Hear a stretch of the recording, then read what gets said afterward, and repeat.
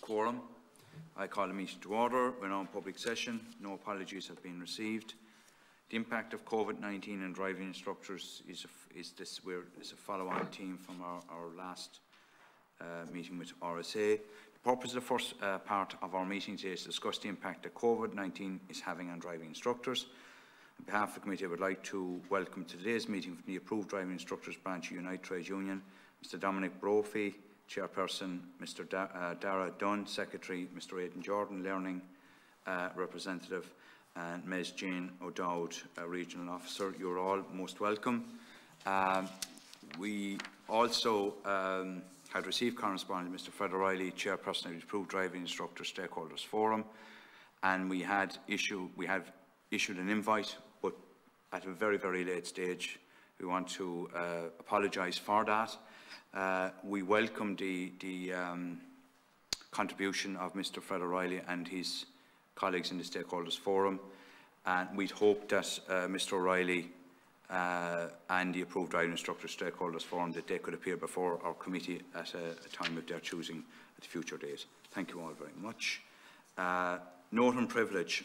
All witnesses are again reminded of the long-standing parliamentary practice that you should not criticise or make charges against any person or entity by name in such a way as to make him or her identifiable, otherwise engage in speech that might be regarded as damaging to the good name of the person or entity. Therefore, if your statements are potentially defamatory in relation to an identifiable person or entity, we direct you to discontinue your remarks and imperative that you comply with any such direction. For witnesses attending remotely outside the Leinster House campus, there are some limitations of parliamentary and as such may not benefit from the same level of immunity from legal proceedings as witnesses physically present as. Witnesses participating in this committee session from a jurisdiction outside the state are advised that they should also be mindful of their domestic law and how it may apply to the evidence they give.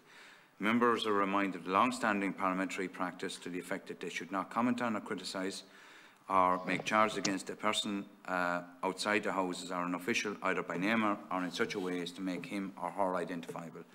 I would also like to remind members, any member who joins this meeting remotely, that they can only be allowed to participate in this meeting if they are physically located in Leinster House campus.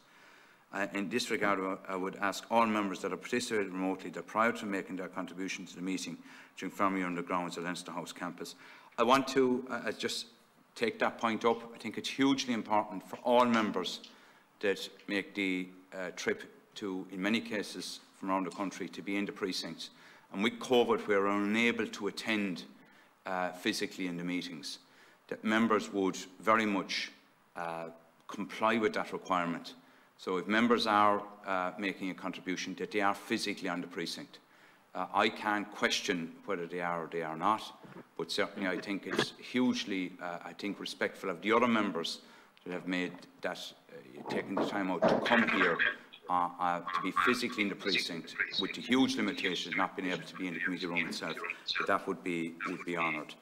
I now call on Ms. O'Dowd to make your opening statement. Ms. O'Dowd, you have approximately about 5 minutes. Thanks, Ms. O'Dowd. Good morning. My name is Jean O'Dowd and I am a Regional Officer with Unite the Union. I am accompanied today by Dominic Brophy, Chair of Unite's Approved Driving Instructors Branch, as well as Branch Secretary Dara Dunn and Branch Learning Representative Aidan Jordan.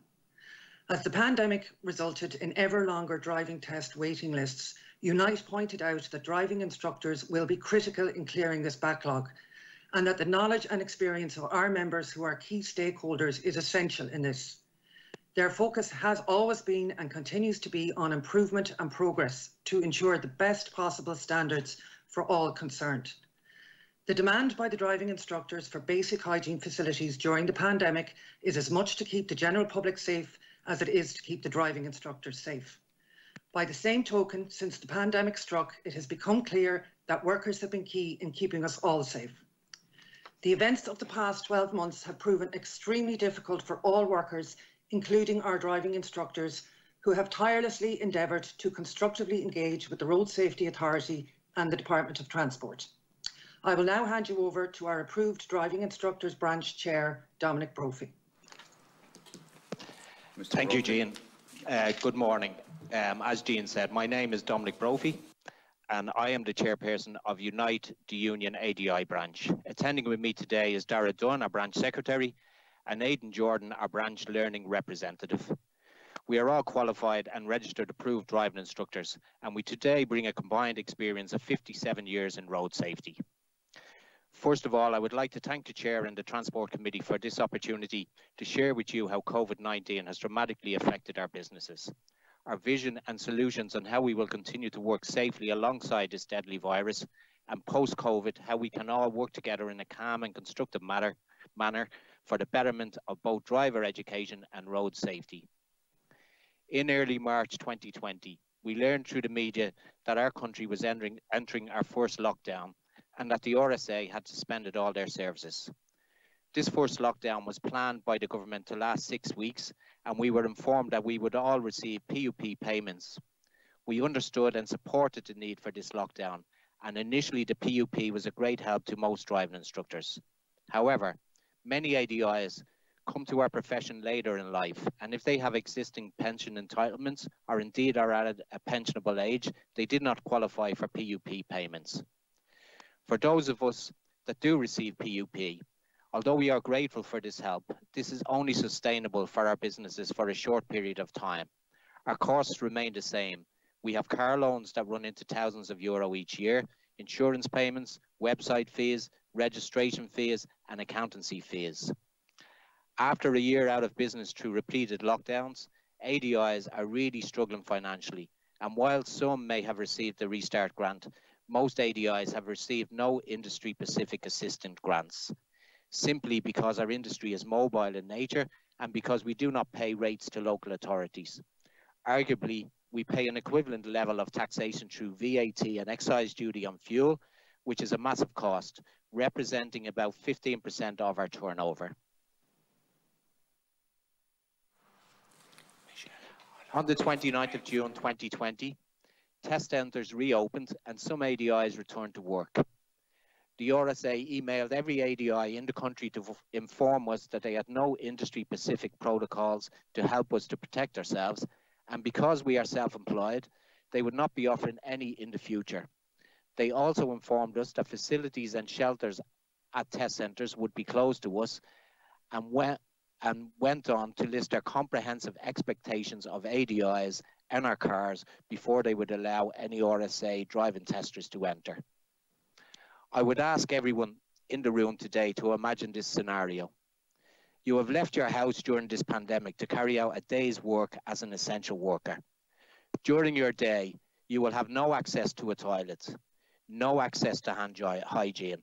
At certain times of your day, you will be expected to clean your car comprehensively before RSA staff will enter, then stand in a car park for 1 hour in whatever weather, and then clean your car comprehensively again on the return of your car. RSA staff do not clean on exit.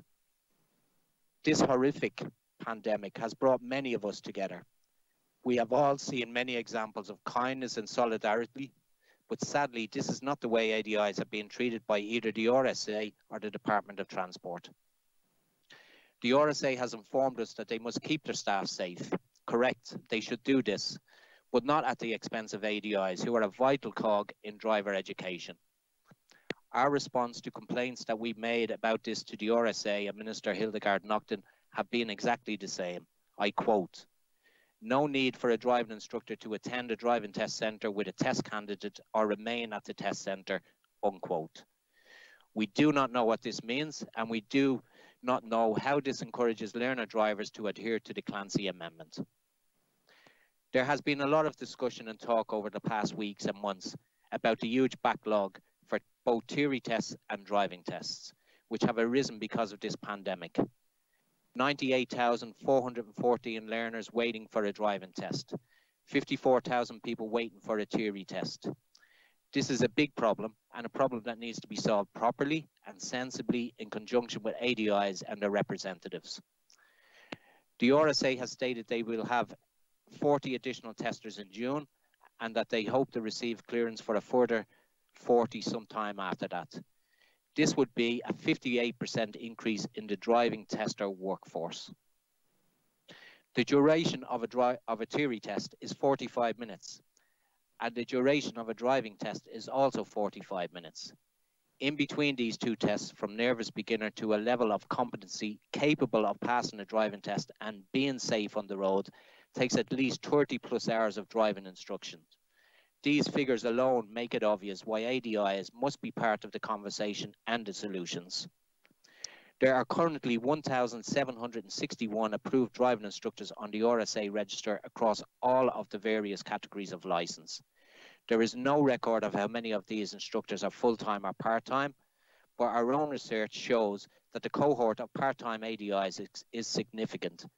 ADI numbers have decreased steadily from a high of 2,000 in 2011 to present-day numbers, which is why the present plan of reducing the lists as quickly as possible is too one-dimensional and only invites further problems into the driver education system.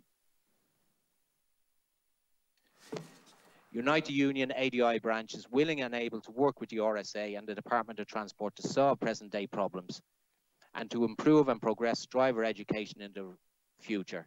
We require proper and definite back-to-work sole trader grants, and we require automatic permit renewal, which would waive our registration fees. We work in perilous conditions to provide an essential service to the state, and for this we simply ask for meaningful dialogue and a significant say in our own industry. Thank you for your time. I will now hand you back to Gino Dowd. Thanks, Dominic. So as you've just heard, Dominic has illustrated that there is an urgent need for dialogue between all key stakeholders in addressing the numerous issues set out here before you. Unite appreciate the opportunity to present these issues to you today, and thank you for your time. Please feel free to ask any questions or seek clarity on any aspect of what is being presented here this morning. No doubt. We'll now move to members. First member up, Fine Gael slot, Senator Jerry Buttimer. Senator Buttimer, you have 3 minutes. Can I thank the members for being here this morning, and can I thank Aidan Jordan for his extensive emails to us. And I would hope, Chairman, that we can bring back the other group represented by Mr. O'Reilly in his comments to you there this morning. Could I just ask, in the context of the presentation this morning, the figure of ADIs registered, how many do Unite represent is the first question I would have. Secondly, in the context of the RSA, and we had them in before the committee recently, they have an approved driving instructors forum to represent the interests of all ADIs, and I would hope that it's a two-way process. Could I ask that the members from Unite, is that process working, that forum, and have they raised the issues that they've spoken about here this morning at that forum, and what has been the response? And my next question then is, in the context of the number of approved driving instructors, going back to 2012, by my tabulation, and I'm open to correction, there seems to have been an increase in around 900 between 2020, which was 1751, and February of this year. So could I just get a clarification on the figures from February 2020 to now? And my final question then is in terms of the health and safety and the issues raised around access to bathrooms, in terms of the operating of the test centres.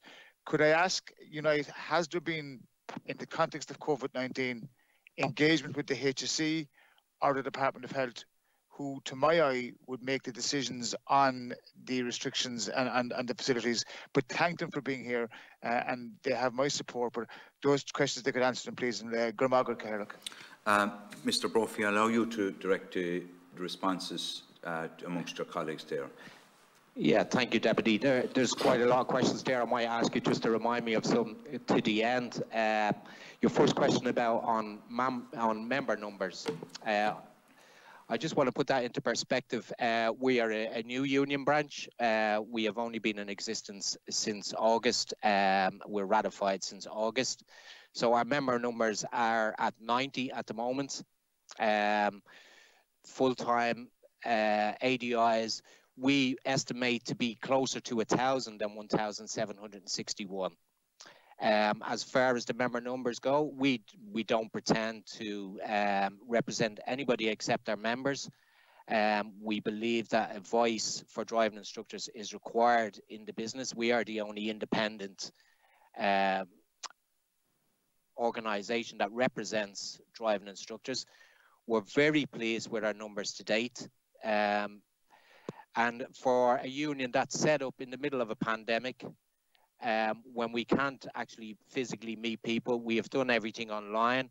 We've ratified our group, and our membership is nationwide. So on the numbers, we're very happy with where we are. We're actually exceeding our expectations, and we expect post-COVID to be able to increase that membership greatly again. Could you just remind me what else you asked me there, Deputy? In the context of Senator the Buttimer. forum that's in operation, what has been the process in terms of the interactivity between you and other people in the forum, in the context of the views you expressed and the concerns you genuinely expressed this morning here and legitimately expressed? What has been the engagement between all involved in the forum? Yeah, if I could just explain to you, the Stakeholders Forum is something that was set up by the RSA in 2011. They have 11 members on their forum, and they are ADIs that are supposed to represent driving instructors nationwide. The actual forum has little or no power. It's basically communication between the RSA and driving instructors. They have met once in the last 13 months in the middle of a pandemic when we needed them the most. They met in August, and information that I found out last night from one of the members was that another meeting was planned but not scheduled. I myself, if I could just talk as a driving instructor myself, I have had many emails that I've sent to my own representative, and I haven't received replies on the issues that I have raised. So our feeling is amongst our members and any ADIs that we speak to, you know, in driving test car parks or wherever we might be, or over the phone, is that first of all, a lot of people are not aware of them. Second of all, the ADIs are not aware of what work they do. And we feel, as a union branch, that we had to step up in the middle of a pandemic. We weren't receiving any help. We weren't receiving any guidance. And we decided that we had to step up and take control of our own industry and have some kind of say in what way we wanted things to progress in the future. Want to quickly conclude, Senator Buttimer? Sorry. Yeah, just in terms of in the context of the health and safety in the bathrooms, have you raised them with the HSE or the Department of Health, or what have you done regarding that? That's when I need to see action on. Yes, we have we've raised issues with the HSE and the HSA. You know, this problem is going on for a year now. You know, this is not a new problem. If you want to go into a shopping centre, you can use a toilet. Dara, who's with me today, actually, he was only telling me the other day, he went to get his car NCT'd 3 or 4 days ago. And he's able to sit in a waiting room out of bad weather. He's able to use the toilets if he wants to whilst he's there. So this is not a difficult problem to solve. Driving testers traditionally have their own part of the building. They don't mix with driving testers or members of the public. They have their own toilet facilities, and traditionally members of the public and ADIs have had our own facilities. But what has happened is we have been told that you can't come into the building. And a very important point to make is when a driving test slot goes out, say for example at 11 o'clock, and a driving test slot goes out, if you have 5 testers in that building and 5 driving test applicants, that building empties for that 3/4 of an hour to 1 hour. Mr. Brophy, I'd ask you to conclude, because Mr. Brophy, I'd ask you to conclude. Quite a number of members looking to come in, so we're very curtailed on time, as you'll appreciate. So just that we find maybe both members and responses just a little bit more. I know it's very difficult, just a little bit more brevity, because I will be unable to get through all members who are very anxious to get in this important issue. Senator Buttimer, do you have any further comment to make? No, thank you, Chairman. Okay. We'll now move to Deputy Darren O'Rourke, Deputy O'Rourke to Sinn Féin slot. You have 3 minutes. Thank you very much, and thank you to Dominic and to Jean and to the other witnesses. I'll just be brief in terms of my questions. So just following on from some of Senator Buttimer's questions there, the ask in relation to a place at the table strikes me as a reasonable one, but what would that look like given the fact that there is the stakeholders forum? Is it a hybrid forum? Is it additional to the stakeholders forum? Is it with the stakeholders forum? What does that place at the table look like? In terms of the issues of health and safety, which we have raised repeatedly with the RSA, what's the solution from your perspective?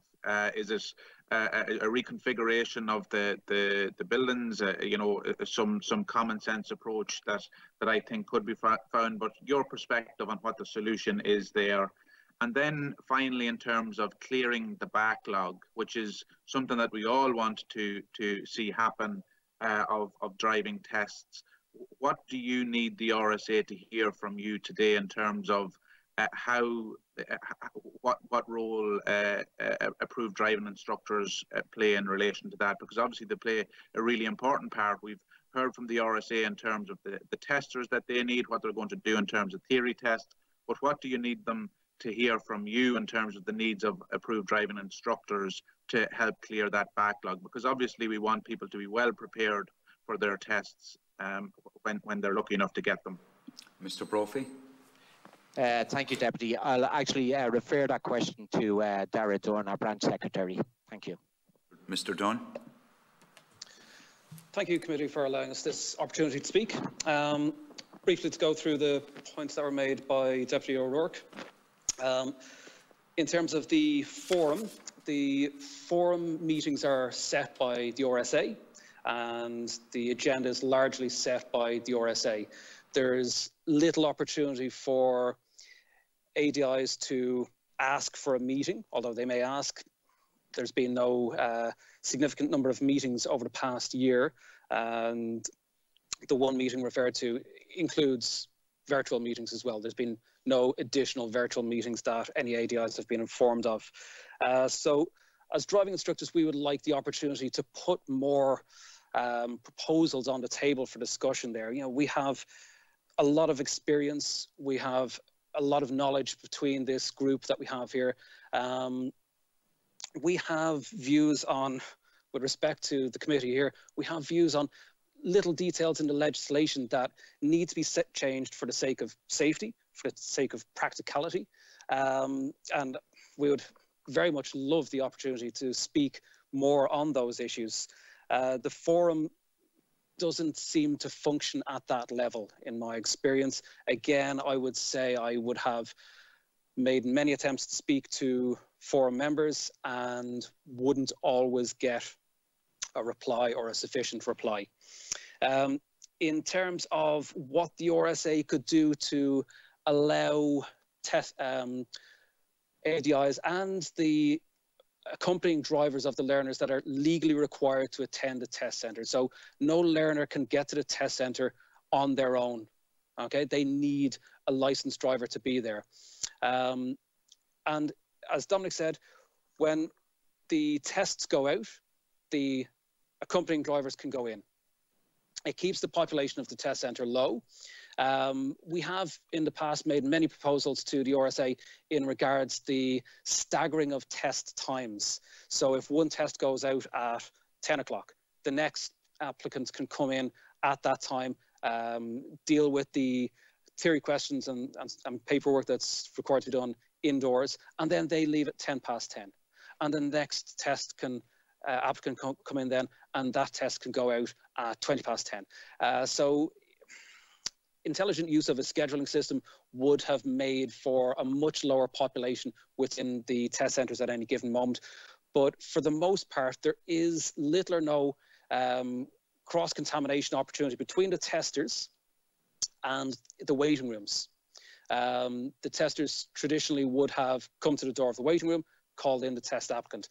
the process of phoning them and bring them in from the car could still continue, but to provide a safe place for people to wait is a simple courtesy.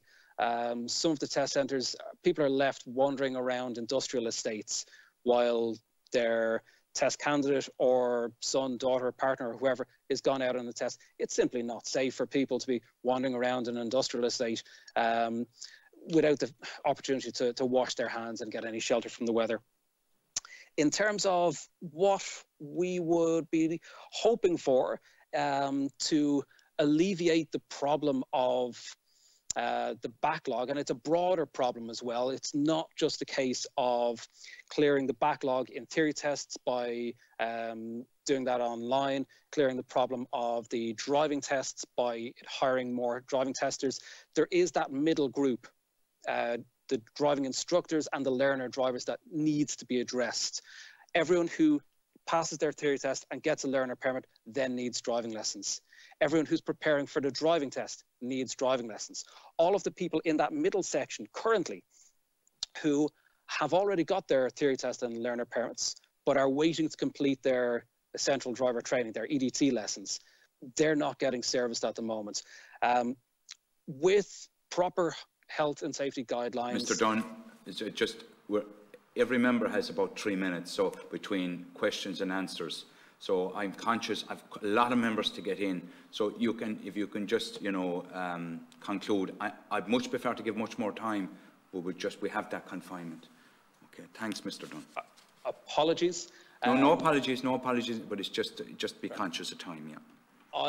I would propose for consideration by this esteemed group to consider the concept of allowing our essential workers to continue on with their lessons. Okay, these are the nurses, the doctors, the trainee paramedics that need to progress from learning to drive onto a test, and it is an option available to you with the appropriate guidance. Thank you. Thank you, Mr. Dunn. Deputy O'Rourke, do you wish a concluding comment? No, thanks for that. I think out of our meeting today, we should follow up with the RSA chairperson to let them know of proposals here. Yeah, we'll be doing that in a comprehensive manner as agreed amongst the members.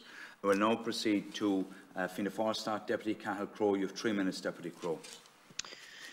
Thanks, Chairman. Just to confirm, I'm here within the precincts of Leinster House, and also to confirm I remember to wear my suit today. I thought the last day we were having a virtual meeting, so I took the risk of wearing my pair of pennies jeans and a Canterbury top. I think Deputy Crowe did you no harm in the publicity stakes. Did you no harm at all? Such is life. I'm going to jump straight into it. Listen, I just want to welcome our witnesses here as well today. I've a number of friends who are driving instructors, so they've been burning my ear on this issue for many months. And you're right, as a union, to have become organised and to be talking with us here this morning. I think one of your key asks is that you be at the table, as one of our colleagues has just said. That's the most reasonable, I think, request of all, that decision-making doesn't happen with your exclusion. I think that's quite important. There was a particular thing I want to hone in on, and I'm quite conscious that time is restricted, and I imagine a lot of our questions today there will be elements of repetition, so I'm going to go on something a little bit different. So it's been brought to my attention by a number of Leaving Cert students that hope to enrol in the paramedic course at the University of Limerick. I think it's the only third level course in the country where a requirement of entry isn't just what you've attained in your Leaving Cert, but there's also requirements that you have as a minimum a C1 license, so that you can early on in your course of study begin learning how ambulance work is done. So the real pickle a lot of these students have at the moment, they're 17 or 18 years of age. They're awaiting CAO offers, later on in the summer. And by August, those offers will be in place and they will have to accept those offers. So I'm in contact with a number of these at the moment who are awaiting B license, which is your regular car license. They're awaiting theory tests in that regard. They've applied for them, but they've had them put off. But even if they got a theory test in the middle of April or early May, which is probably now the most realistic time frame, and that may not even come to pass. But even if that did happen, there is a legal requirement in Ireland that you have to wait 6 months after getting your theory test before actually doing your full-on before getting your full-on license and doing your test for that. So even in the best case scenario here, this student in Clare and many more like him will not have a provisional C1 license technically until October of this year, meaning that he and many more like him cannot undertake this course of study. They're frontline workers in waiting. This is what they are, but they can't undertake the course of study. It's the only course, it's the only anomaly I know of. I know people will list off all the professions that are considered to be essential at this time, but I think there's no one more essential than our frontline health staff, and COVID has just proven that. I just want to hear your thoughts on it. Are you aware of this anomaly? And as people who offer driving instruction, do you think there are shortfalls in how you categorise essential workers and non-essential workers? And is this very guy and more like him that I'm speaking about today, who are essential workers in waiting? They can't do a paramedic course unless they sit in one of your vehicles and go through all of this training process. Are you aware of that? And could you suggest some ways in which this can be ameliorated before we get to that edge of the cliff point in August where they just can't undertake the study? Thank you. Mr. Brophy. I'll refer that question to Dara Dunn also. Thank you. Mr. Dunn. Thank you. I was giving EDT lessons to a trainee paramedic, and frankly, it was heartbreaking to have to stop giving lessons to someone who does a job that, well, will hopefully be doing a job that I admire so much. They do have to progress through the process of getting their Category B license before they can go on to getting the Category C so that they can drive the emergency vehicles.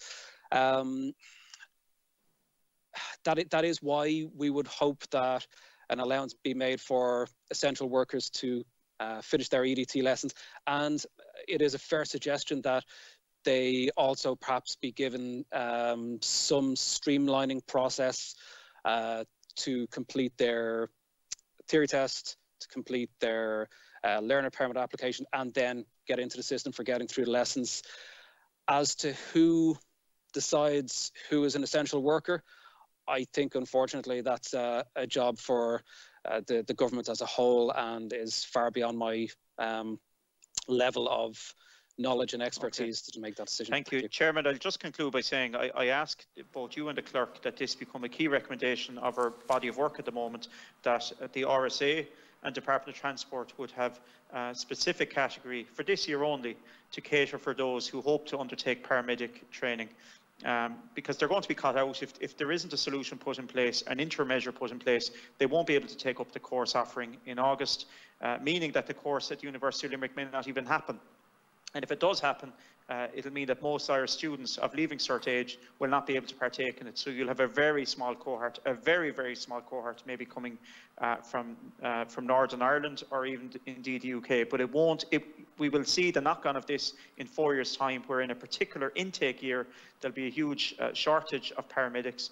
And that will only really come to have an impact on the overall system in 4 years' time, when, please God, they will graduate. Thank you, Chairman. I think that's a very, very constructive suggestion. Absolutely, we'll include it. Can we now move to back to Fine Gael start? Deputy Joe Carey. Deputy Carey, you have 3 minutes. Thanks very much, Chairman, and I want to thank the witnesses for their contributions. Just going back to the whole issue of trying to reduce the backlog, I just followed on from Deputy O'Rourke, and because of time constraints, you didn't get an opportunity to finish out what you were saying. So I think they're very practical solutions that you're putting forward, and I just really want to give you this opportunity to expand on those proposals. So I'd ask Mr. Brophy or whoever else to come back to me in relation to that.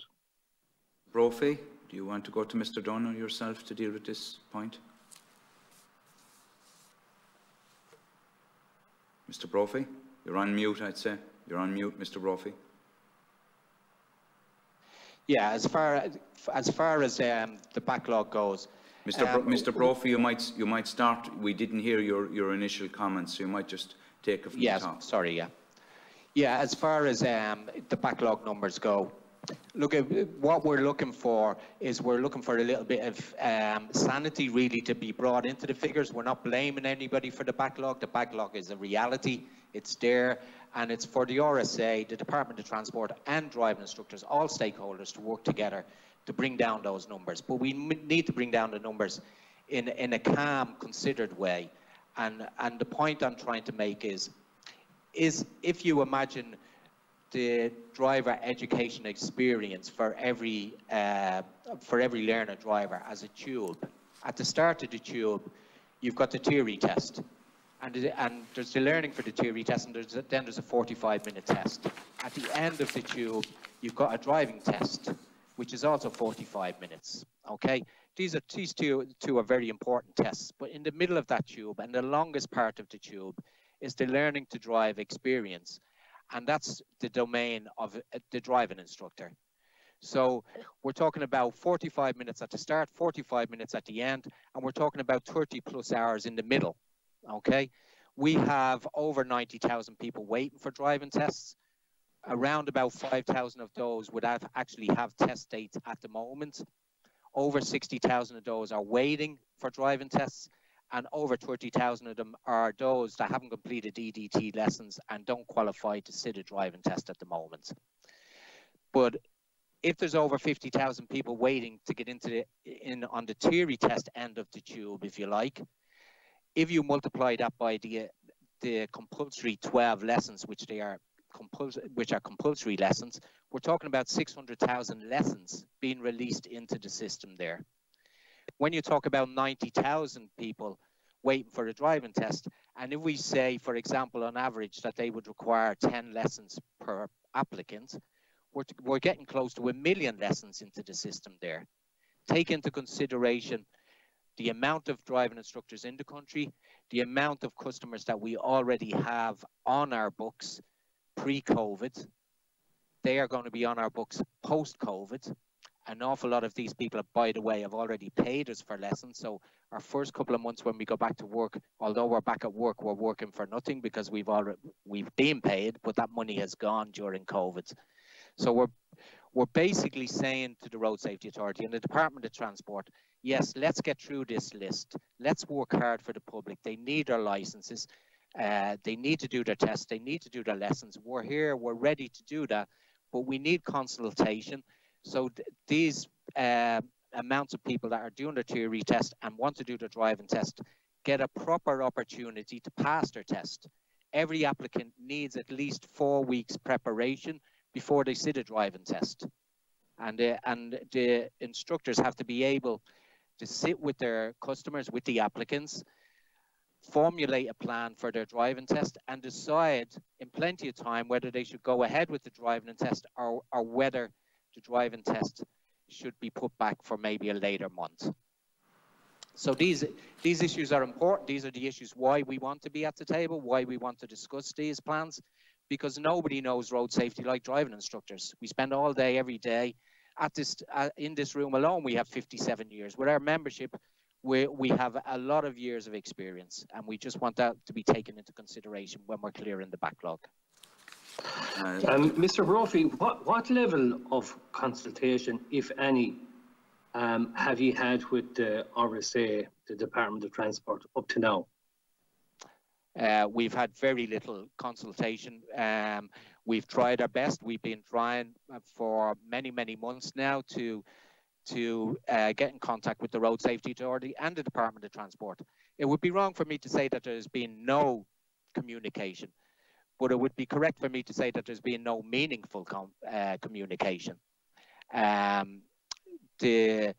We are referred always to the Stakeholders Forum as our representative group. And the problem with the Stakeholders Forum is they simply do not represent ADIs. You know, if you're in the middle of a pandemic, this is a disaster for our industry as it is for many industries. And if in the space of a year, when a pandemic has struck and driving instructors are losing their livelihoods nationwide, and the Stakeholders Forum has met once in 13 months. This is not representation. This is why we are sitting here talking with you today. We want proper representation and we want proper consultation. We are intelligent people that are willing to sit at a table and work through the problems in a constructive manner, but we have had little or no communication. Okay. Thanks, Mr. Brophy. Yeah, thanks. I think, Chairman, I think that should be another key recommendation, that this group has representation, has a place at the table, that there's proper consultation, that their experience that they undoubtedly have, their practical knowledge of the issues, that they get an opportunity to impart those to the RSA. Thanks, Deputy Carey. We now move on to the Sinn Féin staff. Deputy O'Murrow, you have 3 minutes. Look, I'd like to thank the witnesses also for showing up. Look, I think they've put it absolutely straight to us that the stakeholders forum isn't fit for purpose. So whatever other conversations or whatever other way we write to the RSA and the department, I think we need to put that on the record as soon as possible. They need to be part of the wider conversation in relation to dealing with the backlog. And I'll just try and deal with the backlog. Do the ADIs believe that there are more ADIs needed? Do they think that this backlog is impacting on road safety? And do they believe the fail rate may increase if we just employ extra driving testers and we do nothing about ADIs? We create a log jam in the tube you were talking about earlier. Mr. Brophy? I'd say you're on mute again, Mr. Brophy. Okay, yeah, thank you. Yes, thank you, Deputy. In answer to your questions, do we believe that we need more driving instructors? Yes, we do. The way it has been traditionally is the market would dictate how many driving instructors come into the system, but we have to bear in mind that driving instruction more or less has ceased for a year. So there is a huge backlog of driving test applicants that need to be serviced and dealt with. So we do need more driving instructors. For us as a union, that is really out of our control, as we don't recruit driving instructors. The Road Safety Authority don't recruit driving instructors. But just on a side issue, you know, if today somebody decides that they want to become a driving instructor, the problem is that the process takes too long. It can take at the very least 6 months. It costs a lot of money to get into. And because the process to become a driving instructor is financially expensive, and also in time-wise, it takes quite a lot of time to become a driving instructor. What we find happens is some people start their exams and there's 3 levels, level 1, level 2, level 3. They might do level 1 and they don't move on to level 2 because maybe another job offer comes in. So yes, we do need a campaign from the Road Safety Authority to maybe encourage people to come into the business. As far as the fail rate on driving tests, at the moment our pass rate nationwide is 54%. So when we talk about the backlog, we have to talk about maybe increasing the pass rate. So if you can get the pass rate up, then we're not getting driving test applicants doing their test, failing their test, going to the back of the queue again and queuing up again, and maybe even failing it again another time. So that's why we need we need time to prepare people for the driving test so they have the best chance of passing that test. Thank you, Deputy. Thanks, All right. Deputy O'Murrow. Just very, very quickly, and I'm going to request this in writing, if we could have a submission in relation to the difficulties in the process of becoming an ADI, and also could we have a submission specifically on the business supports that you believe you require, because I know the Taoiseach has said that he is looking at solutions in relation to people who fall in between stools at the minute, so I think we should get that submission from yourself, and it should form part of the conversation that's happening in his department in relation to dealing with people, as I say, that fall in between stools as regards business supports. Absolutely. And Thank Mr. you. Brophy, in that context, Mr. Dunn made reference earlier about specific areas you think there might be need in legislation. You might include that in your submission as well. We'll now move to Senator Fianna Fáil, Senator Timmy Dooley. Senator Dooley, you have 3 minutes. Yeah, thanks very much, Chairman. A lot of this is somewhat repetitive, but just first of all to thank you for your presentation. It's very welcome. And I think a number of driving instructors have been in touch with me, and their biggest concern is that they don't feel that they're going to be able to cope with the demand to feed into the driving test when they start being rolled out. You know, we had the presentation of the RSA. We've an idea or an indication as to what they're going to do in terms of putting extra staff in place, but there's little point having these, you know, options for people to do their test if in truth they haven't done the basic training with yourselves. So is there anything further you could add to our job of work in trying to deal with that? Is it possible that a lesser number, and I know it flies in the face of what you have indicated, but a lesser number of hours, you know, that would allow people to sit their test without having done the current requirement in terms of hours with the driving instructor, for those that might be deemed fit to fit the test. There are some people who, based on their own experience or their own skill sets, will pass a test first time with little or no direct training. There are others who will have to take an inordinate amount to get them to the standard that's necessary. So is there anything that could be done at your level that would pre-screen candidates to, you know, that you would decide were fit to sit the test? Thank you. Mr. Brophy. Thank you, Deputy. I'll refer that question to Dara Dunn. Thank you. Mr. Dunn. Thank you.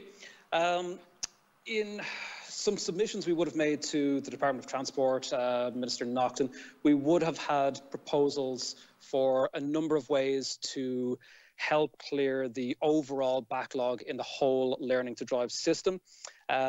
Included in that was the possibility that an ADI who has a very good idea of someone's skill level have the permission to propose that person for a driving test. Yes. So that has been something we have submitted already. In terms of the volume of work, driving instructors can only do a finite number of lessons per day or per week. For each hour of a lesson we do, we have another hour where we spend going to and fro between customers' homes and test centres and all of the ancillary work involved in our business. There is opportunities to relieve the pressure on the learning to drive process. I would have suggested some earlier, and there's a long list that we can again submit to you. One simple opportunity to clear some of the pressure there is for motorcycle lessons to be allowed to go ahead. In a motorcyclist learning to ride their bike, they travel by themselves. There's no physical contact. They spend all of their time outdoors. So that's another opportunity to clear some of the pressure on the learning to drive process. There will be some ADIs out there who will instruct both in motorbikes and in cars, so it can alleviate some pressure there. In terms of increasing the numbers of ADIs operating, one of the major disincentives is the check test that we are required to do. As has been mentioned, amongst this group, there's a lot of experience. I've personally been a driving instructor for 16 years, yet every 2 years I'm required to do a check test to prove that I can still give a basic level of instruction. The RSA will say how complex and multifaceted learning to drive is and that they need to maintain high standards. I would put it to you with the greatest of respect that your jobs are far more complex and multifaceted than mine, and there's no test for you. I'm not suggesting you get tested every 2 years, but maybe we should. I didn't say that. My mic was not on.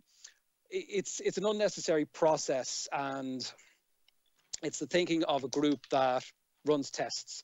As driving instructors, we would strive to do the best job we can purely because we run a business, but also it would be a proposal that perhaps instead of spending 2 hours doing a check test, we change that to a group learning session where we all try and make each other better at what we do. However, in the short term, I would propose that to keep more instructors in the business, we simply renew the ADI permits, the driving instructor permits of all ADIs that are operating at the moment. In the same way that I expect you would have been involved in renewing the licenses for small public service vehicles. Obviously, you know far more about that than I will. It simply should be done, the same thing for driving instructors, that we just get an automatic renewal. We don't have to waste the RSA's time or our time by sitting a check test during a pandemic. It's not an efficient use of resources to be doing these check tests. It would be a nice token gesture to waive the €250 renewal fee. It's a very low cost action that the government could take, and that would encourage a lot of people to stay in the business. I've been talking to a lot of driving instructors around the country, and to take a sample of County Cavan, 20% of the driving instructors that I spoke to in County Cavan were saying that they're retiring from the business. That gives us less driving instructors available to do lessons. We should encourage these to stay on, perhaps by just renewing all ADI permits. I could talk all day on this. Perhaps I can communicate with many of you afterwards. Yeah. Deputy Dooley, Senator Dooley. That's fine. I'm happy with that, Chairman. Thank you very much. We move now to the Labour slot. Deputy Duncan Smith. Deputy Smith, you have 3 minutes. Thank you very much, Chair, and thank the witnesses. Just first of all, I want to wish them best of luck in the continued growth of their branch. 90 members in 6-7 months in a pandemic is quite an achievement, and thank you very much for your testimony today. Just a couple of quick questions, and if you want to take as much time to answer them, and if there's anything else you want to add, I'll give over the rest of my time to you if there's any other issues that any other people brought up that you'd like to expand on. There have been calls to move the theory test online and outside the test centre facility. In your view, as testers, would this help in terms of the intelligent scheduling of tests and allowing more space? And do you think this is something that could be done? And also, in terms of driving lessons for essential workers that were maybe getting close to applying for their test, how are they being dealt with at the moment? Are they not able to get any tests? And what are your thoughts in terms of how that's going to feed into the bulge? And finally, I think you might have mentioned it in relation to answering Deputy O'Murrough, but I think your call just for an extension of the ADA permit, I think, is absolute common sense, and is something that we should strongly support as a committee, as well as the waiving of the fee. I think that's essential. But in terms of, would there be a pool of, let's say, recently retired ADIs that could be quickly activated, in your opinion? I don't really like that as a model of going to retired workers to come back and do the job. You'd want to bring new workers in, but given the times we're in, do you think that's something that could be examined? And I'll leave it there. Thank you. Mr. Brophy.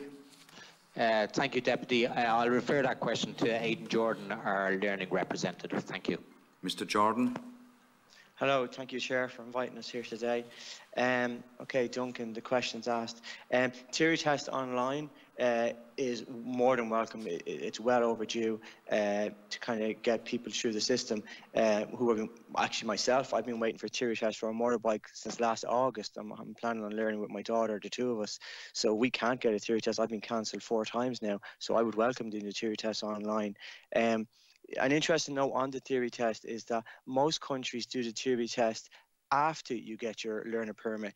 I would do a lot of research on international best practice in driver training and education, and it seems crazy to me that we have a theory test before you get your learner license. It would make sense to do the theory while you're training, so the two can complement each other, so you can do your theory while you're doing your lessons, and then the two work together. I think in England the theory test is done, I think you have to complete it 6 weeks before your driving test, but the actual training is done while you're actually learning to drive, so that would make a lot of sense to do the two together.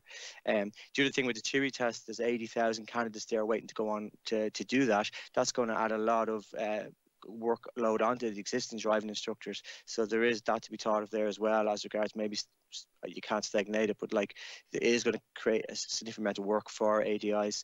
The essential workers getting a test date. I mean, this is something that I'm getting all the time, phone calls from customers, and they're basically asking me, well, Aidan, can I do a lesson? I apply for my test. And I said, listen, I'm really sorry, I can't actually give you a lesson until you have a test date. And it is a situation now, particularly as the number of people who have their test is falling. It's time to let these essential workers complete their EDTs, to allow them to sit their tests, to allow them to do their work. So that's well overdue to get the essential workers completing their EDTs to allow them to sit their driving test. Retired ADIs, getting them back to work is an excellent idea.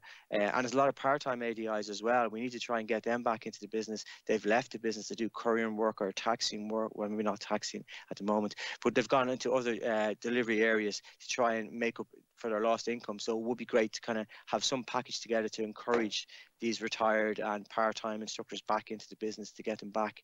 There's also one other point to know, actually, for getting people back to work. When a learner driver starts their driving lessons, they have to get an EDT logbook.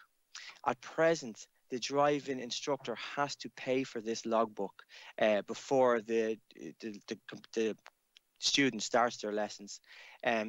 We have 80,000 people waiting the theory test, so that's going to be a cost of €320,000 to driving instructors to buy these logbooks to get these people through the system. So it would make sense maybe for the DVLA, sorry, not the NDLS, to provide the actual logbook to the students rather than the driving instructors having to purchase them and then give them to the students. It would help. Thank you. Deputy Smith. I'm very satisfied with those answers, Chair. If I have time left, if the witnesses want to add anything, or we just move on. Thank you very much. Thank you. Deputy Michael Lowry, you have 3 minutes. Deputy Lowry. Yes, Chairman, thank you, and thank our witnesses for their presentation today. It was certainly interesting and informative, and gave us a clear understanding of how complex and complicated this whole system is. I acknowledge the contribution you made in relation to the principal items, which is your income and business support, also personal safety, and the lack of consultation and the lack of involvement in the solution process. We have to find solutions here. We have almost 100,000 people out there waiting for a driving test, 55,000 waiting for a theory test. It's unacceptable. It's having a huge impact on people on an individual level, on a personal level, on a business, and generally for society. This is not acceptable and has to be addressed. You've given us a good understanding of what the problems are. You've also put forward many constructive ideas which we feed into our report. Some of your proposals are common sense way of addressing the issues. I'm just one question. I don't want to be repetitive. Nearly everything has been said at this stage, and I'd be happy to support our committee in putting forward a very strong case on your behalf in our report. But when you say there's a pass rate of, I think you said 54%, this is one of the questions I put to the RSA when we had them in. You are people out in the front line. You meet the drivers, you understand them. I think before a driver after they've finished the course with you, you have a good understanding as to whether or not they're going to pass or fail. But what surprises me is the level of failures. And I have to say, I asked the RSA this question: do you find that there is a level of standardisation through the testers? RSA have no oversight. They have no review. They have no reporting system. Like I have had a case where one tester failed 5 people in the one day, and just like I asked the instructors who were involved in those 5 cases, and 4 of them couldn't understand how their client had actually failed. So what I'm wondering is, do you think, is there a need for the RSA to stop this variation in testing and having the results? Because I think that's leading into this enormous failure rate of something like 56%. Thank you. Mr. Brophy. Thank you, Deputy. Yes, as far as the driving test goes, we do believe that the test rate, the pass rate should be higher. And a very surprising statistic, actually, and this will surprise all the members. In 2002, this is before the RSA was set up, before EDT lessons came on board, the pass rate was 57%. Here we are nearly 20 years later with the RSA in situ, with EDT lesson system in situ, and the pass rate is at 54%. So that does beg the question, why? Why is that? Why is the pass rate not going up? And my belief and our belief that the reason the pass rate doesn't go up is because the EDT system needs to be declared to the public exactly what is required. It's not 12 lessons, it's 12 EDT lessons, essential driver training. In between each EDT lesson, you're supposed to have 3 hours driving, either with a sponsor or with a driving instructor.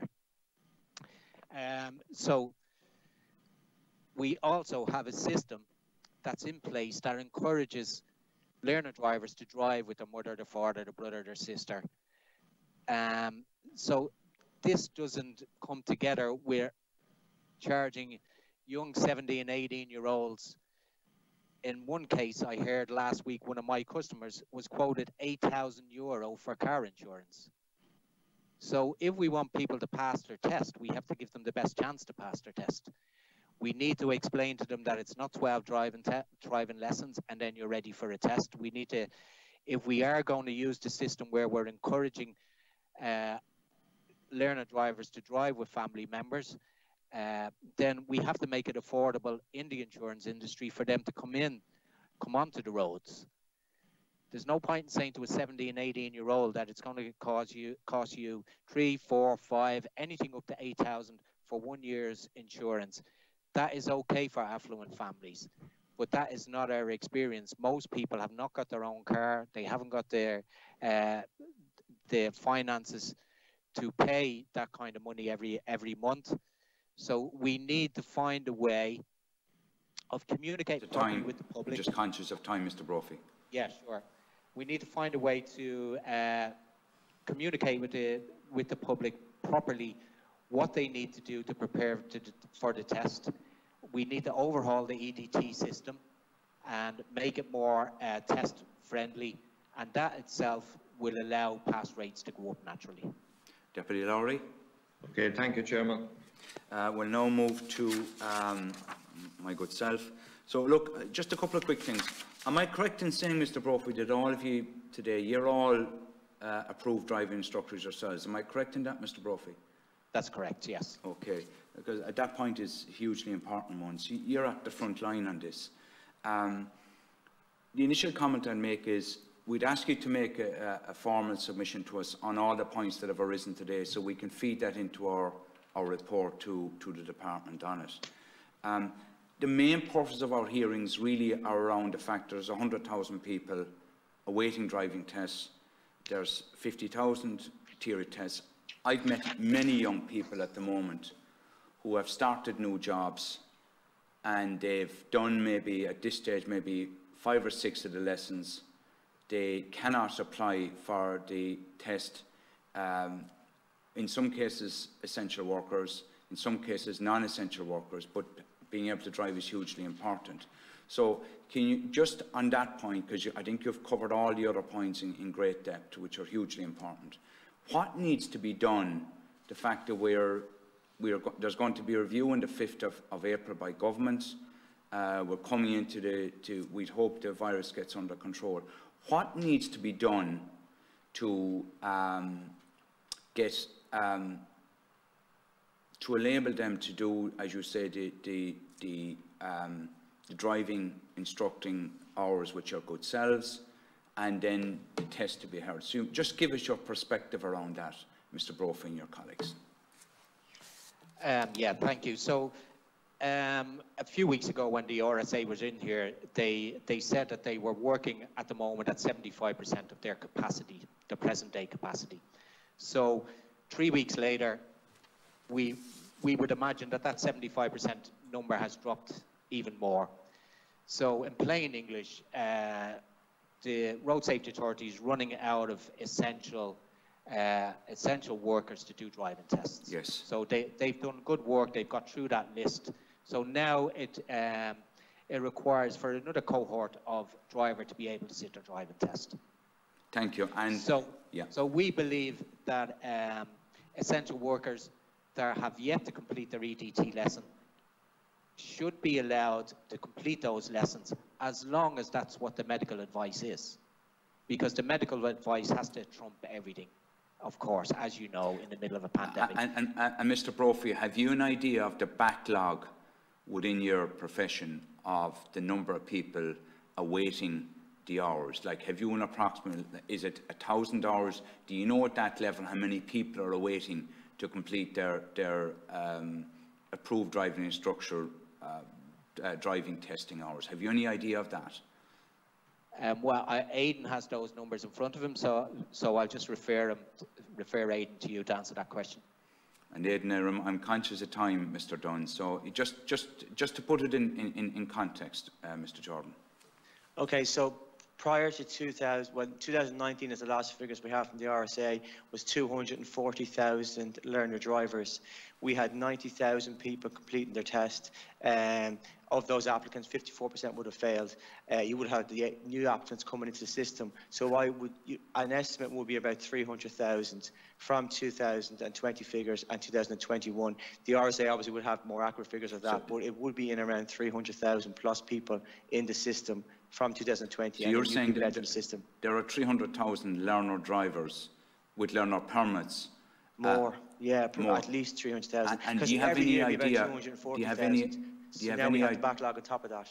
And Mr. Jordan, have you any idea when the restriction was brought in, when you couldn't do any approved driving instructor driving test hours? Any idea what was the number of customers or number of young drivers or older drivers that were in the middle of doing their 12 hours? Any idea of that figure? That's a very good question. I'll give you my example. For my business, I have 80 candidates waiting to start back their training. I would normally do about 130 students per year for my business, so as a single person. So I'm already more than 50% people waiting to start back before I even bring in new people into the system. So I'm already starting behind. So it wouldn't be unreasonable to say that there's about 1,300 ADIs approved in Ireland, an average 80. That could be up to 80,000 people in the middle of doing their hours. Would that be unreasonable, Mr. Jordan? I'd say it'd be much higher. It'd be about, it'd be much higher than that. I mean, I reckon the figure, if you take the 240,000, we're probably about 100,000 already in the system, and then you have the figures the RSA quoted were 80,000 waiting their theory test. So you're looking at about 180,000 straight away into the system, and then obviously people who are probably still in but haven't started the training might fall off in between. But Mr. Brophy, you'd make that as one of your recommendations about creating a new cohort of, certainly on the essential side, so they could do their driving hours with yourselves, the approved driving instructors. What do you call that, those hours? The technical term for those hours, Mr. Brophy? The essential driver training hours. Yeah, essential driver training hours. Thank you. Yeah. We'll now move to non-members. Deputy Keogh, 3 minutes, and then we conclude. Thanks. Thank you very much, Chairman. I won't detain the meeting very long. I just want to thank you, Chairman, for allowing me to come in, and thank you to witnesses coming in as well. Can I ask Mr. Brophy just a couple of back and forward questions? Do you have confidence in the RSA to overcome the backlog once the pandemic ends? Yes or no will do. I know you want a yes or no question. I am hopeful that the Road Safety Authority will listen to what we're saying today and bring us to the table and allow us to help in our own industry. Okay. Mr. Brophy, do you have confidence in the RSA? From what I've seen at the moment, and what I've seen in the past year, no, I haven't got confidence. Okay. Mr. Brophy, just like I was in correspondence with the RSA about 18 months ago, maybe 2 years ago, and they would have said to me that it would have been in and around 2,000, and not exactly 2,000, but up to 2,000. I can't find the correspondence I was given, driving instructors. So that would, and those figures, you represent around 5% of the organisation. I know there's a lot of negative commentary online relating to your organisation. And I know there has been quite a number of protests in some of the RSA centres around the country. Is your organisation involved in the protests outside the driving testing centres? Mr. Brophy? Well, I wouldn't call them protests, but in answer to your question, yes. What we were doing, and we've ceased to do it since we've moved into level 5 restrictions, is we would protest outside Finglas Test Centre. Probably 4 or 5 of us, that's all, because we were very aware of social distancing. It wasn't an official protest, and it would last for 1 hour on a Friday morning. Okay, I might just add, we didn't stop anybody from entering test centres or coming out of test centres. We didn't influence anybody. We just would basically stand there for 1 hour in protest, initially because of the facilities issues and the way that we were being treated. Deputy Keogh? Thank you very much for that. Like, I would think, and this is just my own commentary, that I would think that if you're trying to build up a positive relation with the RSA, that you would do this rather than protest. But you stated there, my understanding is that the waiting rooms and toilet facilities, all the RSA, are closed at the moment. But did I hear you saying that the waiting facilities in the NCT tests are open? Did you say that? Like you were trying to compare that? I'm very surprised to hear that, because my understanding that the waiting rooms and the toilet facilities in NCT tests are NCT test centres are to be closed as well. So I'm very surprised to hear that. Just one further question. It is my understanding that I know that people going for paramedic jobs in the HSE, that they have a number of months to gain what they are specifically looking, what is required within the requirement of applying. Am I right in saying that the HSE are assisting new applicants coming in because of the backlog with driving tests and theory tests and everything like that? I'm not sure if you're aware of that. Mr. Brophy? I'm not aware of that, but that's something we can find out for you and certainly let you know at a future date, but I'm not aware. No, that's okay, Chairman. Thank you very much for that. Thank you very much, Deputy Keogh. I would like to thank all the witnesses for attending today's engagement with the committee. We will be following up also with the Approved Driving Instructor Stakeholders Forum and Mr. Fred Riley to ask them either to facilitate coming before the committee, which they've said they've indicated they would be interested, or to give us a detailed submission in terms of our deliberations on putting forward a report to both the RSA and the Department of Transport in terms of how to deal with the whole backlog of, we say, over 155,000 people, many of them young, 100,000 for tests, 55,000 theory tests, as to how that can be expedited. So look, we thank you all, and we will now suspend for a few minutes to allow the technical setup for our next group of witnesses. The meeting is now suspended for just a number of minutes. Thank you all. Thank you.